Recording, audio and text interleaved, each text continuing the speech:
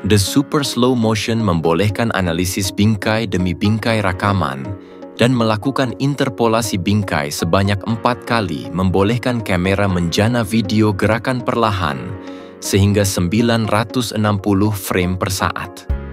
Ciri ini amat sesuai untuk mempamerkan detik-detik yang menakjubkan dan menarik dalam adegan sukan berkelajuan tinggi seperti berbasikal dan bermain ski. Tekan ikon main balik untuk pratonton foto atau video terakhir yang ditangkap atau dimainkan semula.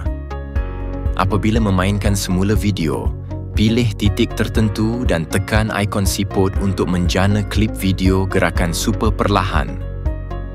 Kemudian kamera akan mula menjana klip video gerakan super perlahan. Semasa proses penjanaan, anda boleh tekan pratonton untuk melihat klip video gerakan super perlahan. Semasa proses pratonton, klip ini akan di-preview secara loop sehingga klip dijana sepenuhnya. Pada masa tersebut, notifikasi penjanaan klip definisi tinggi akan muncul di penjuru kanan sebelah atas. Sebaik sahaja klip gerakan super perlahan dijana, ia akan dimainkan sebagai klip yang berasingan.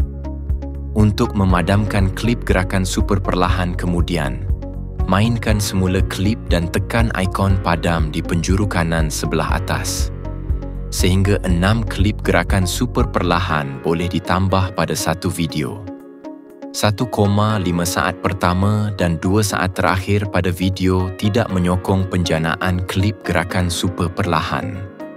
Selepas menyambungkan kamera ke aplikasi DJI Mimo, anda boleh memainkan semula video gerakan super perlahan serta menambah atau memadam klip gerakan super perlahan. Video gerakan super perlahan juga boleh dimuat turun ke peranti mudah alih anda dengan DJI Mimo.